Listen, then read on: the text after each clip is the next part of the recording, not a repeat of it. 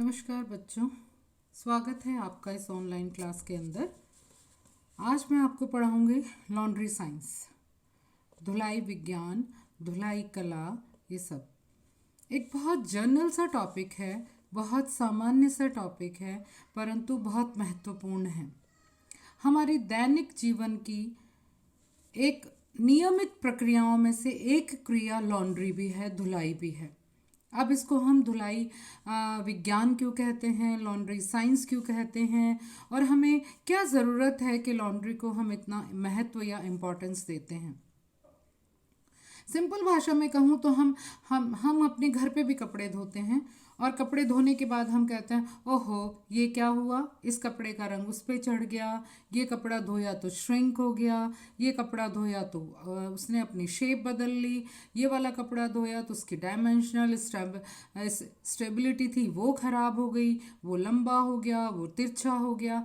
तो धुलाई जो है एक आर्ट है, एक कला है, जिसके द्वारा आप अपने कपड़ों को घर पे उतनी ही आसानी से, उतनी ही तरीके से धो सकते हैं जैसे कि आप बाहर लॉन्ड्री में धुलवाते हैं।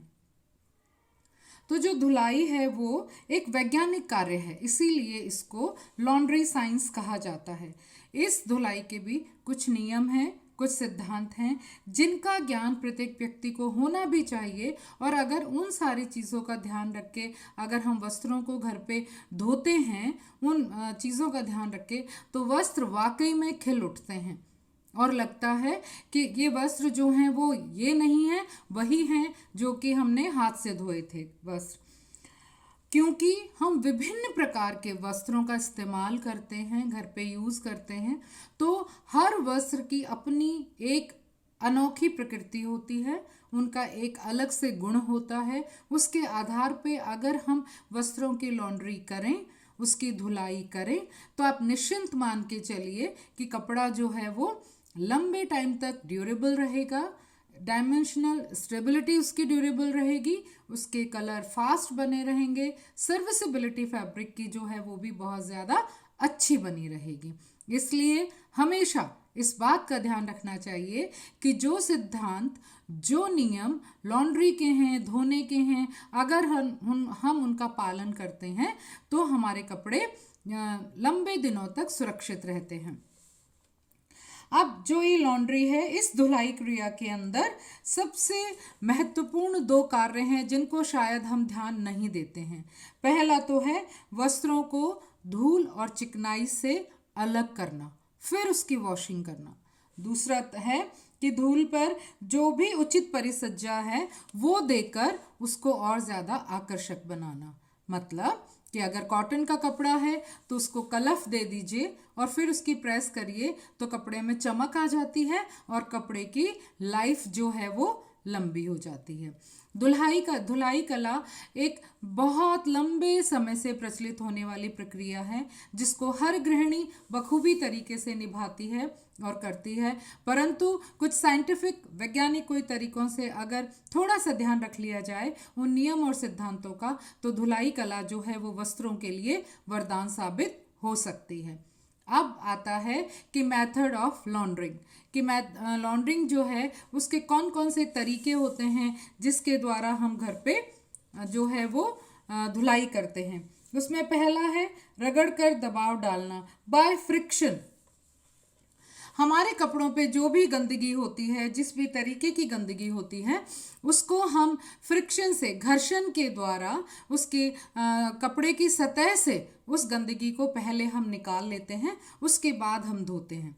अगर हम ऐसा नहीं करते हैं, मान लीजिए कपड़े की सतह पर धूल, मड या कीचड़ लगा हुआ है और उस वस्त्र को एसएच जैसा है वैसा ही अगर हम उसको सर्फ के पानी में भिगो देते हैं तो सारा कीचड़, सारी धूल मिट्टी पूरे फैब्रिक के अंदर चली जाती है और वो डल हो जाता है और फैब्रिक के कणों के अंदर, फैब्रिक के धागों के अंदर मिट्टी समा जाती है और वो अपना ओरिजिनल जो कलर है, सतह है, प्रारूप है, रंग है, वो सब खो देता है। इसलिए आवश्यक है कि हम फ्रिक्शन के द्वारा, घर्षण के द्वारा, जो भी कपड़े की सतह के ऊपर मिट्टी है, धूल है, मड है, किसी भी तरह की कोई गंदगी है, ऊपरी गंदगी है, पहले हम उसको वॉश कर लें, उसको झाड़ लें, उसको साफ कर लें। अब ये फ्रिक्शन हम किस तरीके से करते हैं? हाथ से रगड़ देते हैं, दोनों हाथों के बीच में फैब्रिक लेके ब्रश के द्वारा रगड़ देते हैं। अगर ज़्यादा सूखी हुई और टाइट मिट्टी है तो हम उसको ब्रश के द्वारा या फिर हाथ से रगड़ के फिर ब्रश से रगड़ देते हैं, तो सारी जो गंदगी है वो निकल जाता है। उसके बाद नेक्स्ट जो मेथड है वो है हाथ से हल्का दबाव डाल के, बाय लाइट प्रेशर। जो बहुत ज़्यादा डेलिकेट फैब्रिक्स होते हैं उनको वॉश करने के लिए हमें इस वाली विधि का इस्तेमाल करने की आवश्यकता पड़ती है। इसके अंदर हम हल्के से हाथों से बने हुए जो हल्का से हाथों का दबाव डाल के ही इनको हम धोते हैं। इनमें हम ब्रश का इस्तेमाल नहीं करते हैं, बहुत तेज़ फ्रिक्शन इसमें नहीं देते हैं, हाथों से या ब्रश से, और कपड़ों को सॉफ्टली हैंडल करते हैं।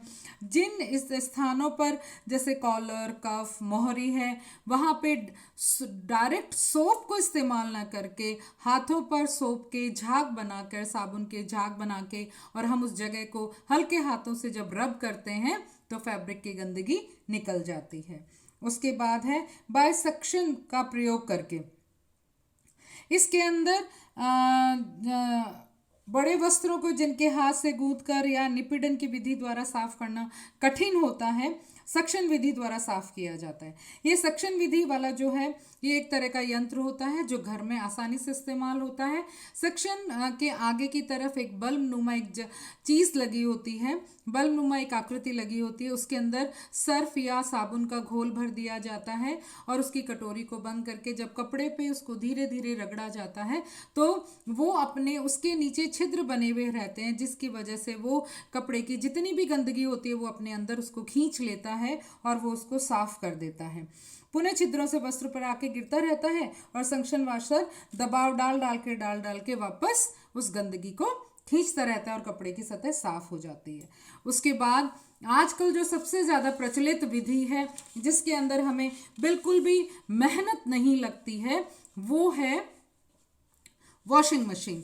वॉशिंग मशीन के द्वारा भी हम जो फैब्रिक है हम उसको वॉश करते हैं।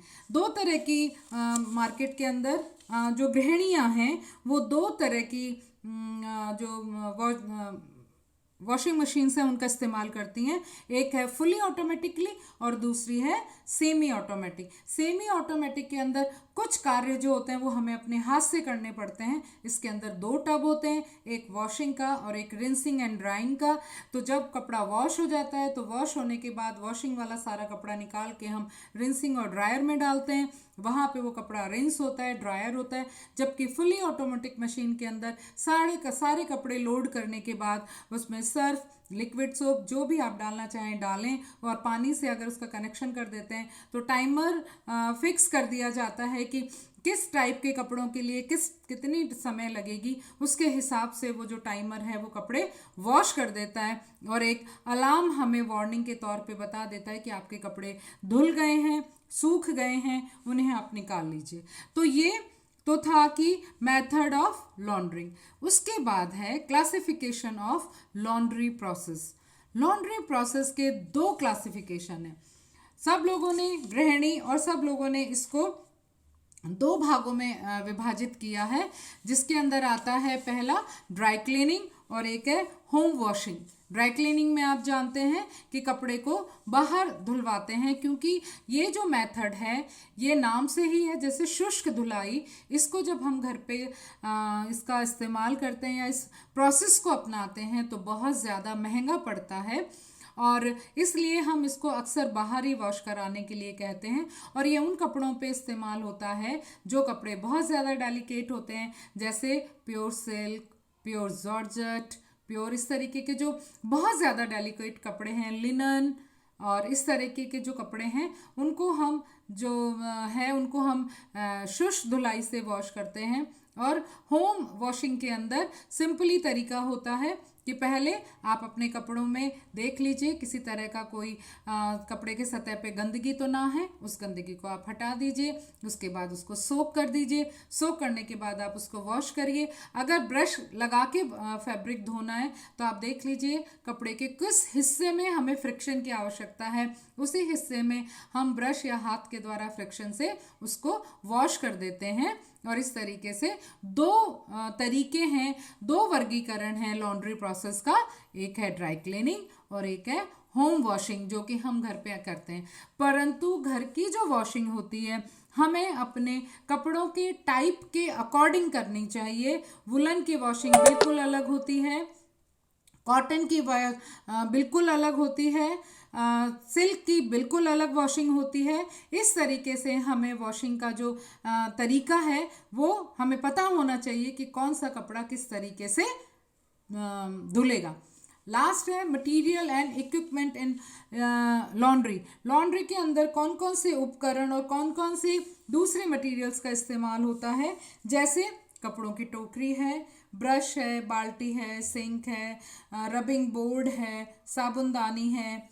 ये तो ऐसे मटेरियल्स हैं, पाइप है, नल है, वाटर है। ये इस तरीके के मटेरियल्स हैं जिनकी हम इक्विपमेंट्स हैं सॉरी जिनकी हमें ज़रूरत होती है धोने के लिए। मटेरियल्स में आता है साबुन, सर्फ, जितने भी लॉन्ड्री एड्स हैं वो सब के सब मटेरियल्स में आते हैं। इसके अलावा कपड़ों की परिसज्जा करने के लिए करने हेतु नील है, इसके अलावा कलफ देना है। तो ये सारी जो चीज़ें हैं वो हमारे मटेरियल और इक्विपमेंट्स में आती हैं, जो कि हम रोज़ाना की रोज़मर्रा की ज़िंदगी के अंदर इस्तेमाल करते हैं। इक्विपमेंट के अंदर जो है वो डोरियाँ, छत पर सुखाने के लिए रैक होनी चाहिए, और है ना ये सारी जो चीज़ें हैं हमें किस तरीके से वॉश करनी है और कैसे धो के सुखानी है। इस्त्री है, प्रेस करने का टेबल है, ये सारे जो चीज़ें हैं वो हमें इक्विपमेंट के तरीके से इस्तेमाल करने होते हैं, जो कि हमारी लॉन्ड्री के अंदर इस्तेमाल किए जाते हैं।